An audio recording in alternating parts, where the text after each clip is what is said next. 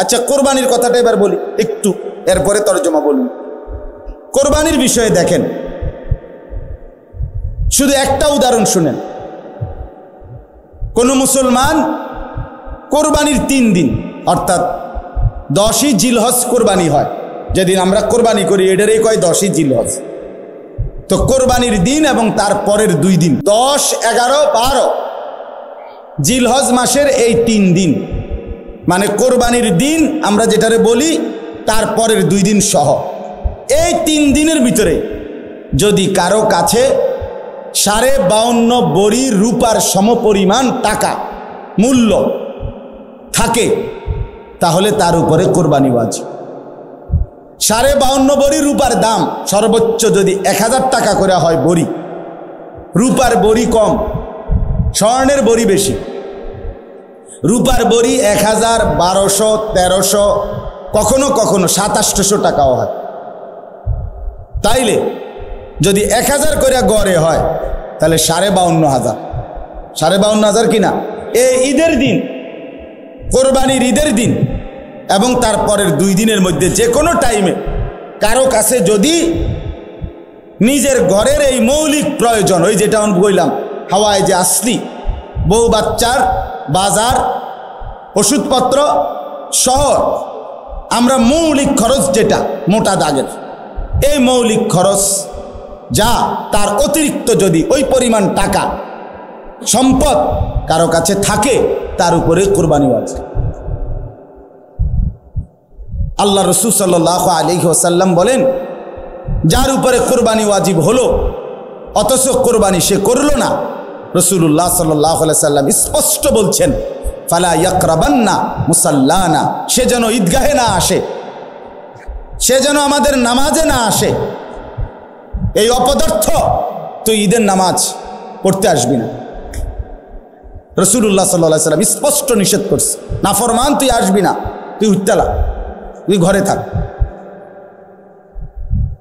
বলেন,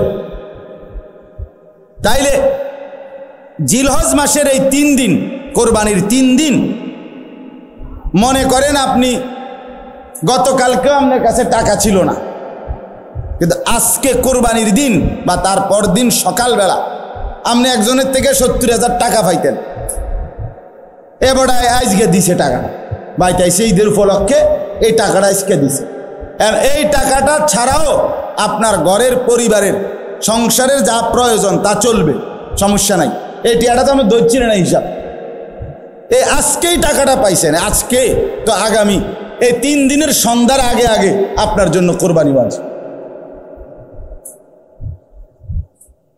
যে মহিলার কাছে স্বর্ণ আরো কিছু নগদ টাকা আছে, 2টা মিলাইয়া যদি, যেমন একজন মহিলার কাছে মনে করেন 1 বড়ি স্বর্ণ আছে, 2 বড়ি, 1.5 বড়ি, এটা তো থাকেই, একেবারে ন্যূনতম 1-1.5 বড়ি স্বর্ণ তো যে কোনো মহিলারে আছে, বুড়া বেড়ির ভিতরে আছে, মহিলারও আছে, একেবারে গরিব বুড়া আবার ঘরেও আছে।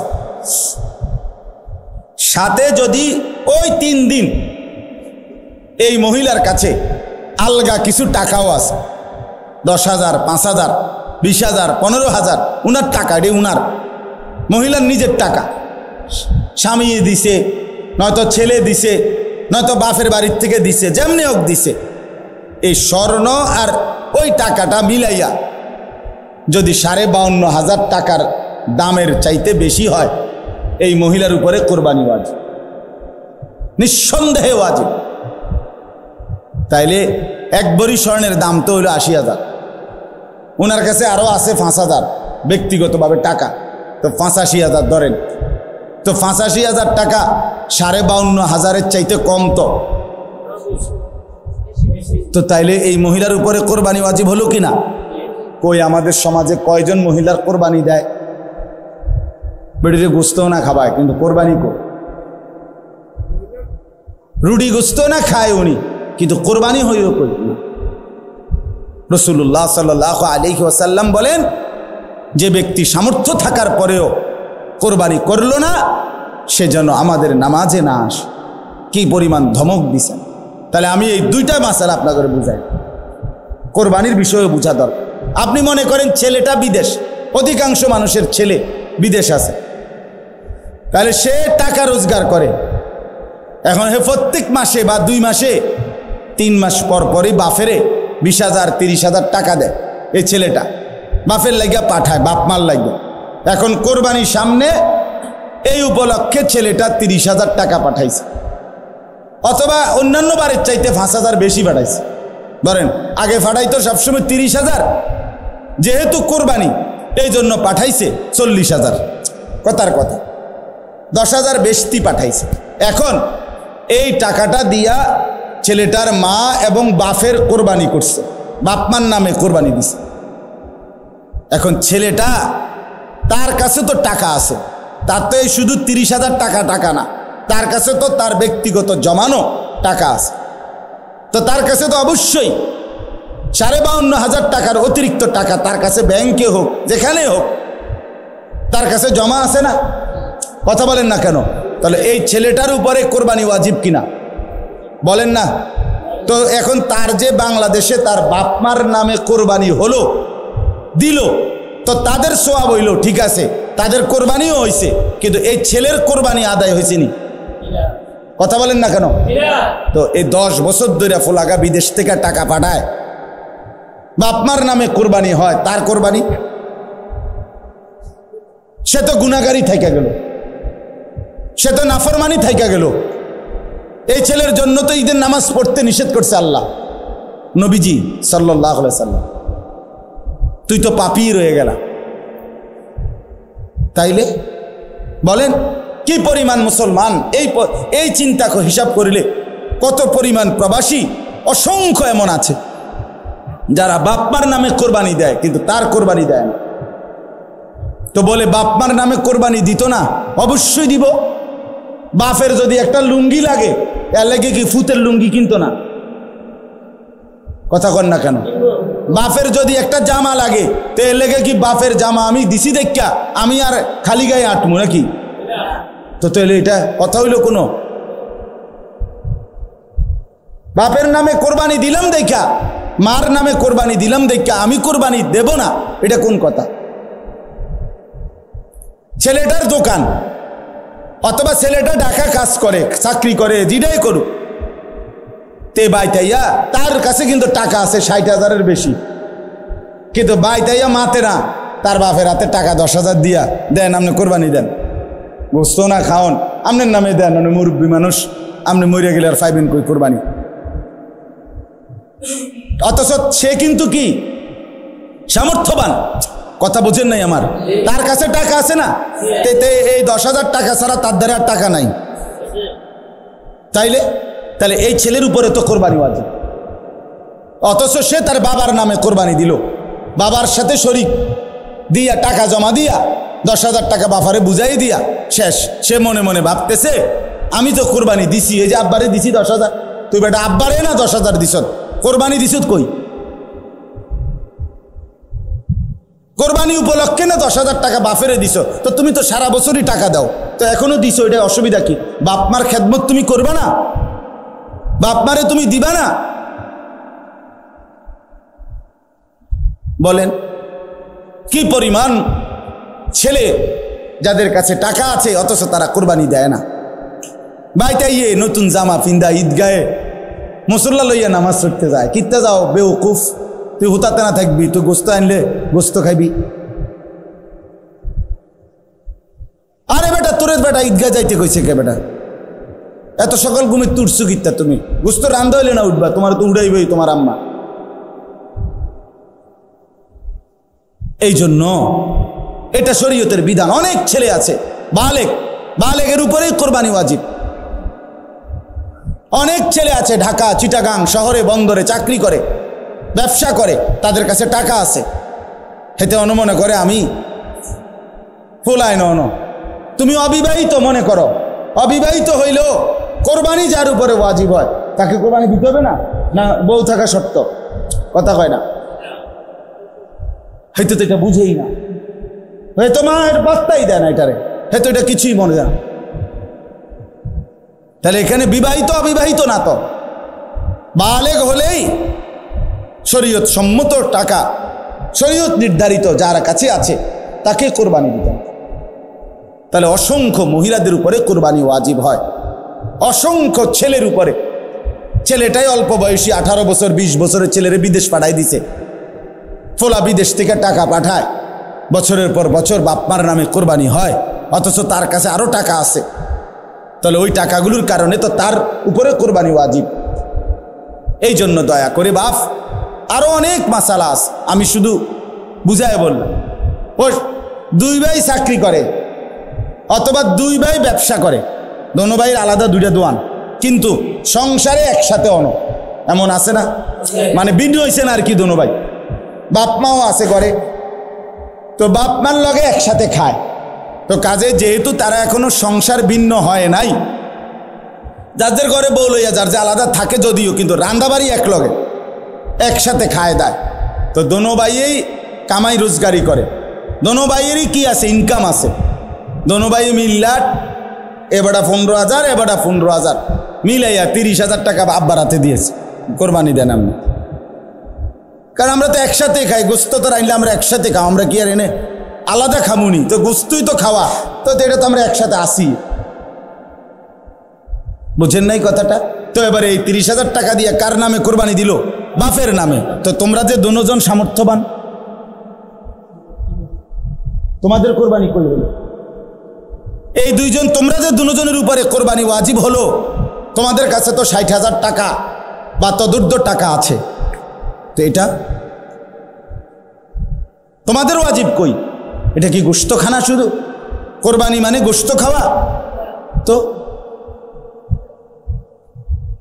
এরকম অগণিত মানুষ ভুল করছে। আচ্ছা, যদি বয়ের মাসালা কোনটা? মনে করেন 7 শরিকের কোরবানি, 6 শরিক আলগা হয়ে গেছে, আর এইখানে যে একটা শরিকের মধ্যে এরা 2 জন শরিক হয়েছে, এই 2 ভাই, কিন্তু দোনো ভাইয়ের উপরে কোরবানি ওয়াজিব।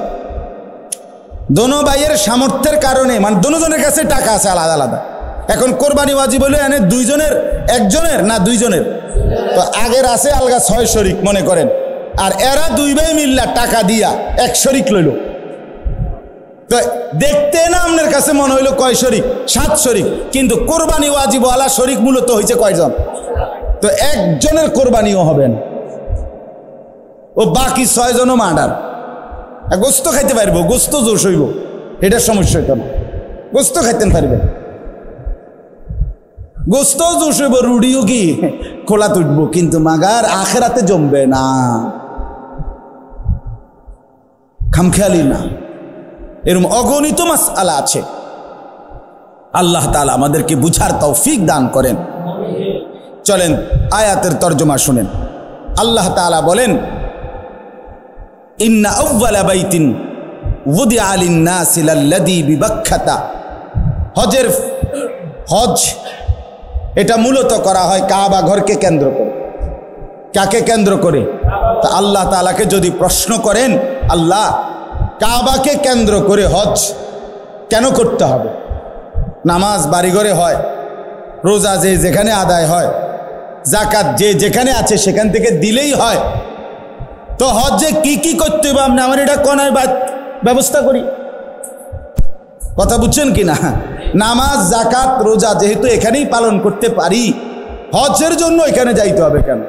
তো আল্লাহ তাআলা কাবা ঘরের কতগুলো বৈশিষ্ট্য আল্লাহ তাআলা এখানে বলছেন, বলার পরে বলছেন এই বৈশিষ্ট্যগুলোর কারণে আমি আমার এই ঘরকে কেন্দ্র করে হজ ফরজ করলাম।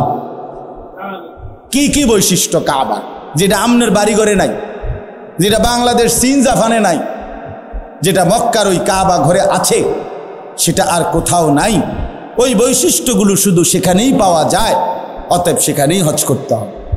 1 নাম্বার, ইন্না আউওয়ালা বাইতিন, আল্লাহ বলে আমার এই গোটা জমিনের কায়নাতের মধ্যে ওই জায়গায় যে কাবা, এটাই জমিনের প্রথম ঘর, জমিনের প্রথম, এটা মর্যাদা, এটা কাবার বৈশিষ্ট্য, এটা প্রথম ঘর। এই পৃথিবীতে প্রথম মাটিতে আল্লাহ তাআলা এই গোটা পৃথিবীতে প্রথম যে ঘরটা বানিয়েছেন সেটা কাবা, এটার বৈশিষ্ট্য। 2 নাম্বার, ওয়ুদিআ লিন-নাস, এই ঘরটা আমি আল্লাহর পক্ষ থেকে বানানোই হয়েছে মানুষের জন্য। মানুষ সেখানে আসবে, আমার বান্দারা আসবে, এই জন্য আল্লাহ তাআলা কাবা বানাইয়া ইব্রাহিম আলাইহিস সালামের মাধ্যমে ইব্রাহিম নবীকে বলছে আযযিন ফিন্নাস বিল হজ, ইব্রাহিম তুমি মানুষদেরকে এই ঘরের উদ্দেশ্যে হজ করার জন্য ডাকো। তাহলে আল্লাহ বলেন আমি বানাইছি মানুষের জন্য, তো মানুষ যাবে না তো কে যাবে? মুমিনের জন্য এটা বানানোই হয়েছে মুসলমানের জন্য। সুবহানাল্লাহ। 3 নাম্বার লাল্লাযী বিবাক্কা, আল্লাহ বলে কাবা শুধু কেবল এটা মক্কাতেই অবস্থিত। কোথায় অবস্থিত? কাজেই এত বাই এত, দৈর্ঘ্যে কত, প্রস্থে কত, সব কিছু একেবারে ইঞ্চি মিলাইয়াও যদি পৃথিবীর অন্য কোথাও কেউ এমন একটা ঘর করে এবং এভাবে কালো, যেই গিলাফটা কালো গিলাফ কাবা ঘরের মধ্যে লাগায়, এটা তো সৌদি আরবে কোম্পানিতে বানায়, একটা নির্দিষ্ট জায়গা আছে, ওরা সারা বছর এই গিলাফটা বানায়। তো এই গিলাফ এখানে একটা বানাইলে এটা এরকম 1000টা গিলাফ বানানো কি অসম্ভব? তো এটা জায়গায় জায়গায় এরকম একটা ঘর বানাইয়া গিলাফটা লাগাইয়া দিলেই তো হয়। আল্লাহ বলে না, হয় না। লাল্লাযী বিবাক্কা, এটা মক্কাতেই হতে হবে, এখানেই যেটা এটাই। এই জন্য ওই যে আব্রাহা বাদশাহ ইয়ামানে বানাইয়া কাবার মর্যাদা দিতে চাইছিল, মক্কার এক লোক গিয়া ওইখানে পেশাব পায়খানা করে দিয়েছে, যা তোর এটা বেঁধে দিলাম। এই কারণেই আব্রাহা বাদশাহ হাতি নিয়ে আসছিল কাবা ধ্বংস করছে। কথা বুঝছেন তো? এটা মক্কাতেই অবস্থিত। 4 নাম্বার মুবারাকান, আল্লাহ বলেন কাবা এই যে মক্কার, এটা বরকতের খাজানা, বরকতের খনি, বরকতের খনি। এটাতে আল্লাহর ঘর কাবাতে আসছে আর বরকতে বরকতে আল্লাহ তাআলা তার জিন্দেগি ভরে দিয়েছে। 5 নাম্বার ওয়া হুদাল লিল আলামিন, এটা সারা বিশ্ববাসীর জন্য হেদায়েতের কেন্দ্র। সুবহানাল্লাহ। এখানে যে আসবে আল্লাহর জন্য, আল্লাহর রাজি খুশির জন্য, সে নিশ্চিত হেদায়েত পেয়ে যাবে, তার জিন্দেগি বদলাবে, তার পরিবর্তন হবে। এটা বৈশিষ্ট্য। 6 নাম্বার ফিহি আয়াতুম বাইয়িনাত, আল্লাহ বলে এই কাবার চারিদিকে অগণিত আল্লাহর কুদরতের নিদর্শন আছে। কাবার ঘর দেখলে আল্লাহর কুদরত, কাবার দরজা দেখলে আল্লাহর কুদরত, হাজরে আসওয়াদ পাথর দেখলে আল্লাহর কুদরত, হাতিমে কাবা দেখলে আল্লাহর কুদরত, মুলতাজিমার সামনে দাঁড়াইলে মুলতাজামের আল্লাহর কুদরত। এরপরে কাবা ঘরের ছাদের পানি যেই পড়ে মিজাবে রহমত, এটার দিকে তাকাইলে আল্লাহর কুদরত। হাজি সাহেবদের চেহারা, হাজি সাহেবদের এই ঘোরাফেরার দিকে তাকাইলে আল্লাহর কুদরত। তাওয়াফ দেখলে আল্লাহর কুদরত, সাফা মারওয়ায় আল্লাহর কুদরত। এখানে কদম কদম আল্লাহর কুদরতের নিদর্শনই নিদর্শন। আল্লাহকে যদি বলেন আল্লাহ আরো 2-1টা আমনে কর না, তা আল্লাহ বলে মাকামু ইব্রাহিম, এখানে একটা বড় সড়ো আমার কুদরত আছে, আসলেই দেখবা বান্দা। সেটা হচ্ছে ইব্রাহিম আলাইহিস সালামের স্মৃতি চিহ্নওয়ালা পাথর। ইব্রাহিম আলাইহিস সালাম আল্লাহর হুকুমে কাবা ঘর এই দেওয়াল যে সময় পাথর গাঁথতেছিলেন, দেওয়াল উঠাইতেছিলেন, তখন আল্লাহ তাআলা জিব্রাইলের মাধ্যমে একটা পাথর পাঠাইছেন। এই পাথরটা ইব্রাহিম আলাইহিস সালামের পায়ের নিচে দিছে। ইব্রাহিম আলাইহিস সালাম এই পাথরের উপরে দাঁড়িয়ে কাবা ঘর নির্মাণ করছেন। আল্লাহ তাআলা স্বয়ংক্রিয়ভাবে ওই পাথরটাকেই লিফট বানায় দিয়েছেন। এটা ইব্রাহিম আলাইহিস সালামের প্রয়োজনে উপরে উঠত, নিচে নামতো। তো এই পাথরটা আল্লাহকে বলছে, আল্লাহ আপনার বন্ধু আমার উপরে পাও দিয়া রাখছে, আমি পাথর যদিও শক্ত, কিন্তু আমার একটু মন চাইতেছে আপনি যদি আমার সুযোগ দেন, আমি একটু নরম হইয়া আপনার বন্ধুর পায়ের চিহ্নটা আমার মধ্যে নিয়ে নেই। তা আল্লাহ তা বলছে ঠিক আছে। তো পাথর নরম হইছে, ইব্রাহিম আলাইহিস সালামের 2 পাও পাথরের মধ্যে দাইবা গেছে, একবারে খাপে খাপ পায়ের চিহ্ন লাগিয়া গেছে। এখন আজ 6000 বছর পরেও ইব্রাহিম আলাইহিস সালামের সেই পায়ের চিহ্ন বিশিষ্ট পাথর ওইখানে অবিকল একই রকম আছে।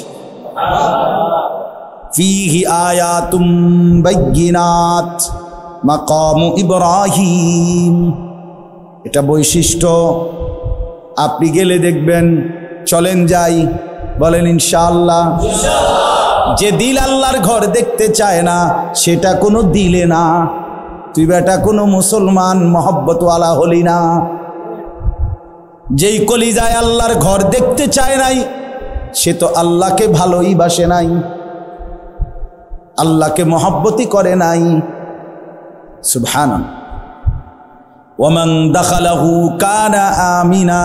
এই শেষ বৈশিষ্ট্য হইল, আল্লাহ বলে আমার এই কাবা এমন জায়গা, এখানে আসলেই নিরাপদ, আসলেই নিরাপদ, গুনাহ থেকেও নিরাপদ, নাফরমানি থেকেও নিরাপদ, শত্রুর হামলা থেকেও নিরাপদ, কারো জুলুম অত্যাচার থেকেও নিরাপদ।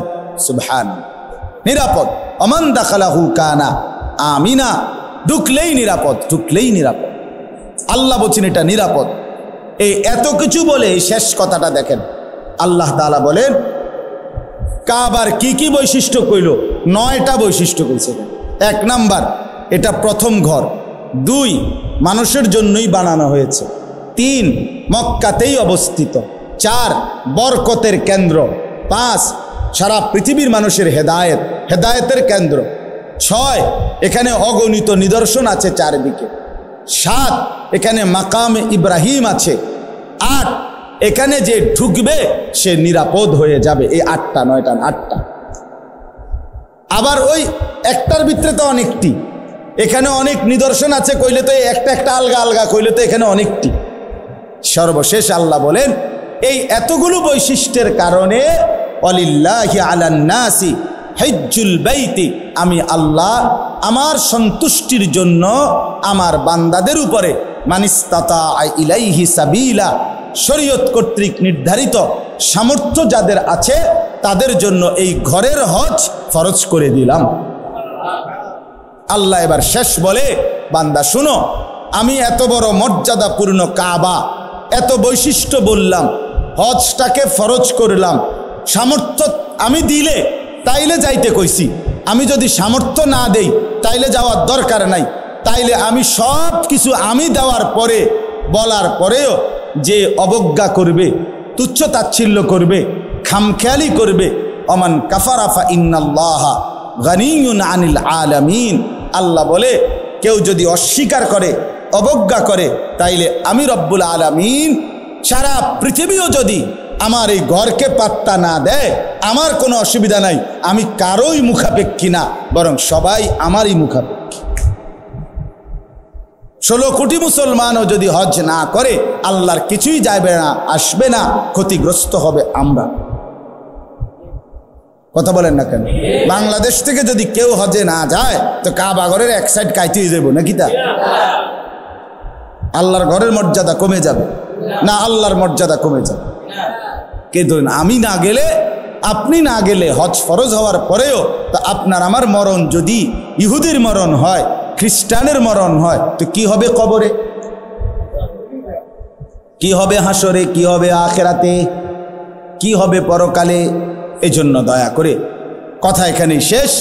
মেহেরবানি করে চলেন, কিছু মাসালাও বললাম অল্প করে, আবার ফজিলতও বললাম হজ্জের, কোরবানির। হজ এবং কোরবানি, যাকাত এগুলো আদায়ের প্রতি আরও যত্নবান হবেন। আল্লাহ তাআলা আমাদেরকে তৌফিক দান করেন।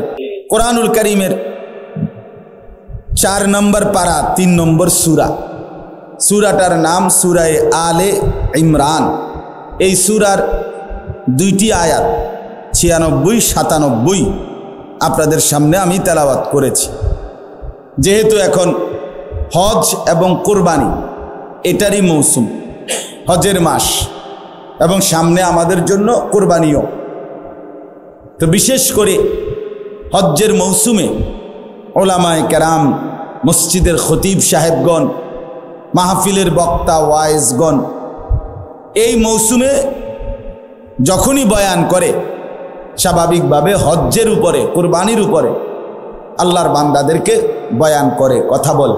কারণ শীত সিজনে যখন আমাদের অঞ্চলে ব্যাপক মাহফিল হয়, বড় বড় সম্মেলন হয়, মাহফিল হয়, স্বাভাবিকভাবে আমাদের দেশে তো শীত মৌসুমের ওই 5 মাস 4-5 মাস প্রতিদিন বড় বড় বিশাল বিশাল সম্মেলন হয়।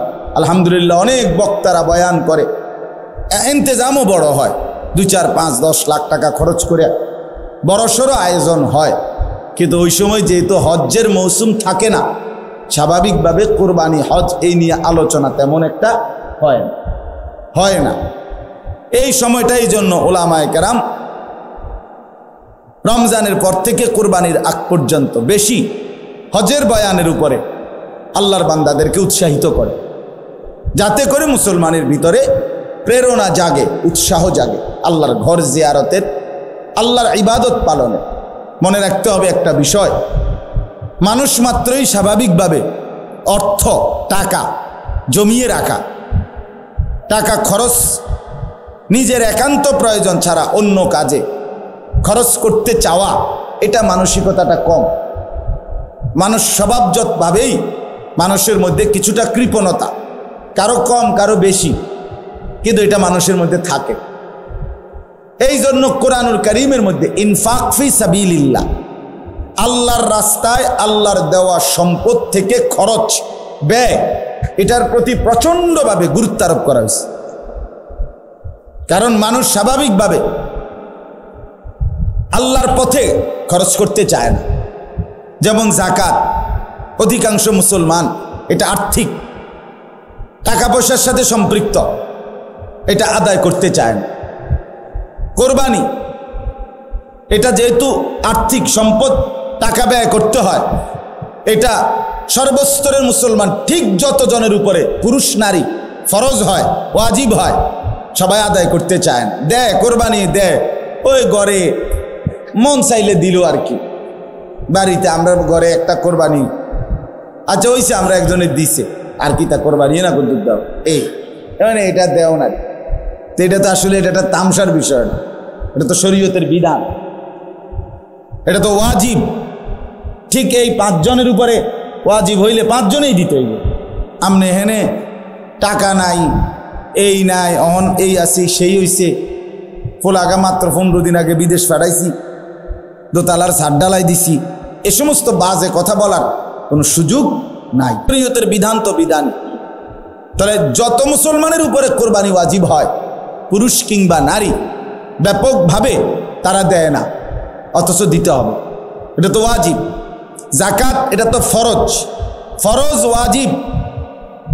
হজ যত মুসলমান হজে যায় প্রতি বছর মানুষ, একেবারে প্রত্যেক বছরই ধরে নিলাম যায়, যায় তো 50,000, যায় তো 1 লাখ, কিন্তু হজ 16 কোটি মুসলমানের মধ্যে, আপনার 14 কোটি 15 কোটি মুসলমানের মধ্যে প্রতি বছর শুধু এই 50,000 1 লক্ষ লোকের উপরে হজ ফরজ হয়। কথা বুঝছেন না? কি পরিমাণ মুসলমানের উপরে ফরজ হয়?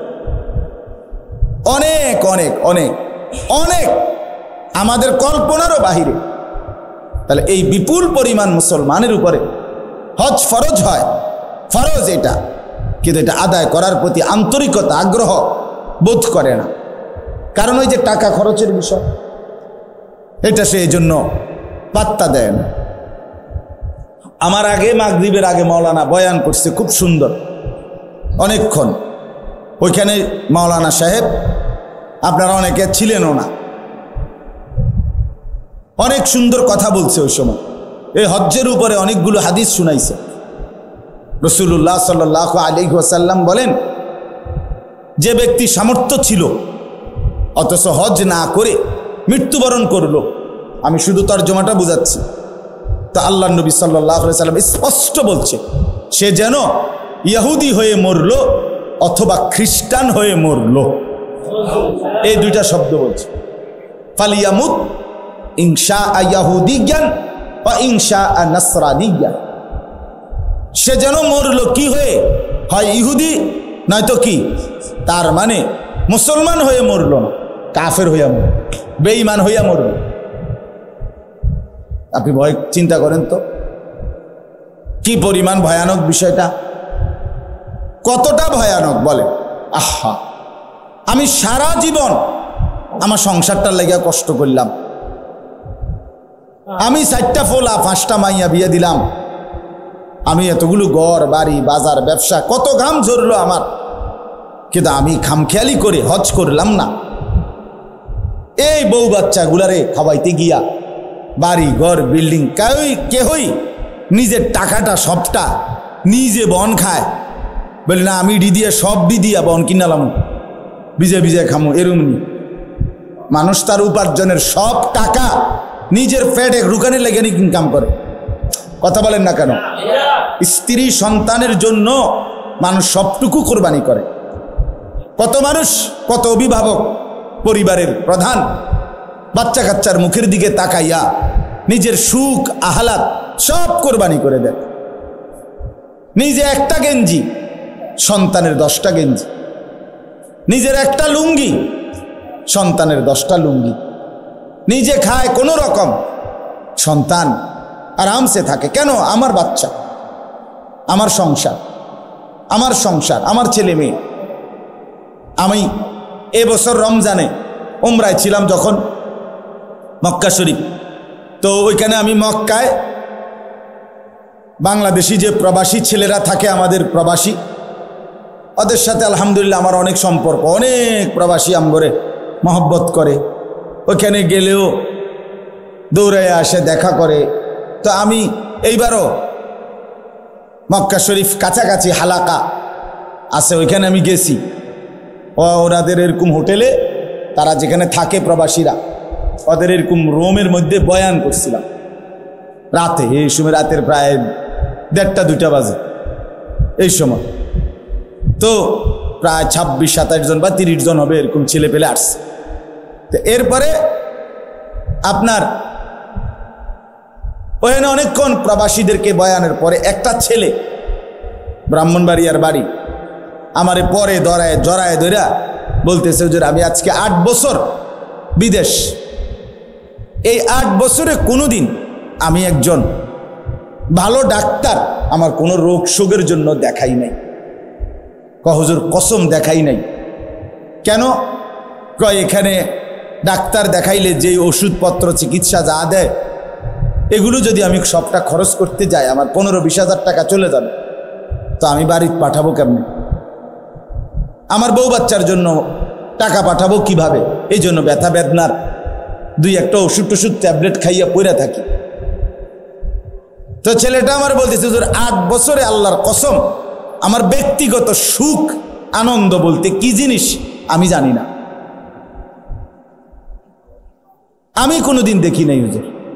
আমি সারাক্ষণ আমার ফিকির থাকে হুজুর, বউ বাচ্চা, মা, বাড়ি ঘরে কিছু টাকা যেমনে পারি পাঠায়। এভাবেই তো সবাই, এভাবেই মানবেতর ভাবে থাকে, কষ্ট করে থাকে।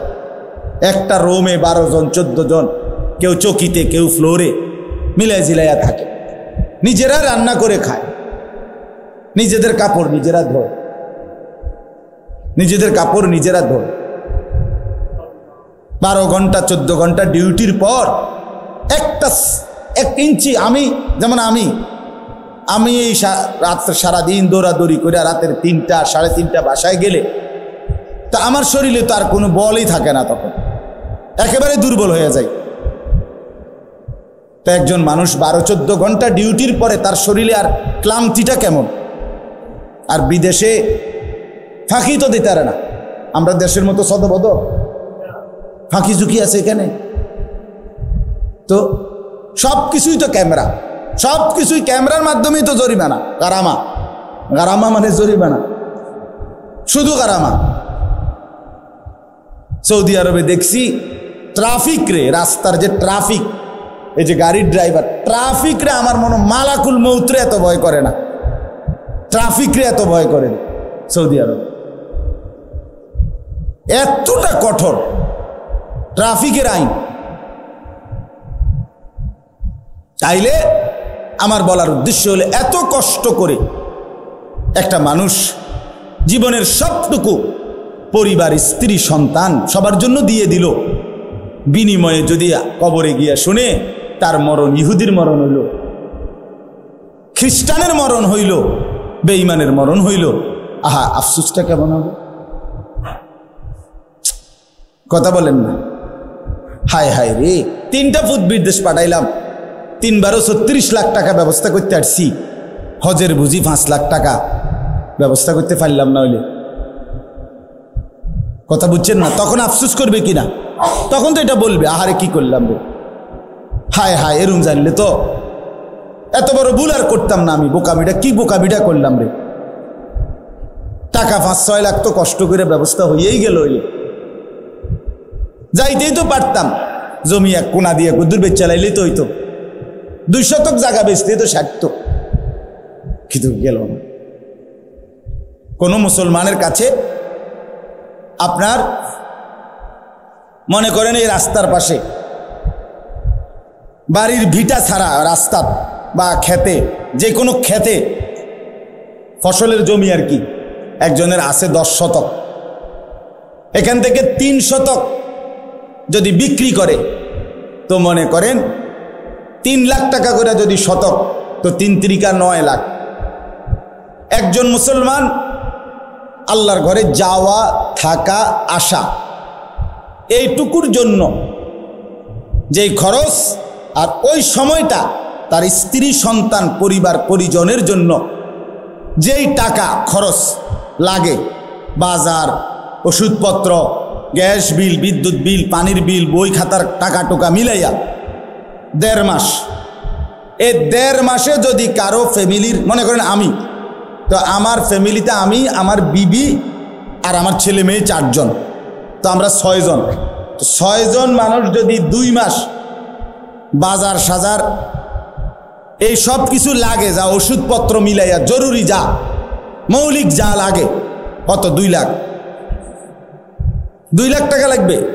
আচ্ছা রাজার হালেও যদি খায় তত 2 লাখ টাকা লাগবে না। আচ্ছা ধরে নিলাম 2 লাখ এদের খরচার জন্য, আর ওই হজের সর্বোচ্চ টাকা 7 লাখ, এই আসা যাওয়া এখন বাইরে গেছে, আগে না কম ছিল, আরো 2 বছর আগে, তাইলে এই 6-7 লাখ টাকা হজের, আর এখানে 2 লাখ, তো 9 লাখ হলো না?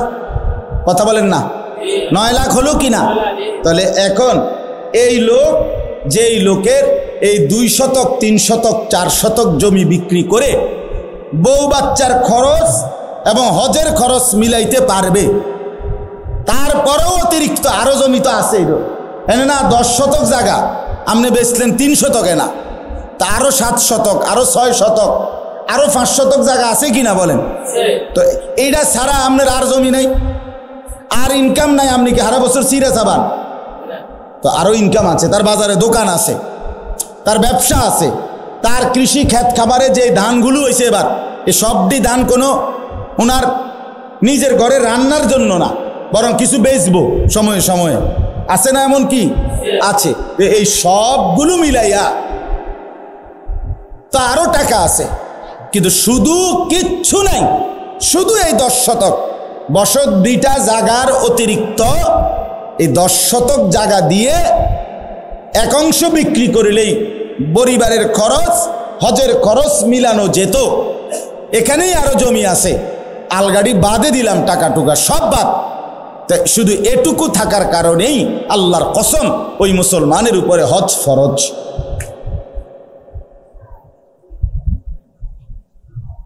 এবারটা বইয়া রয়েছে, এবার ফুতে যে বছর বিদেশতে টাকা দিব তো ওই হেবাটা হজে যাবে, আমাদের জমি দি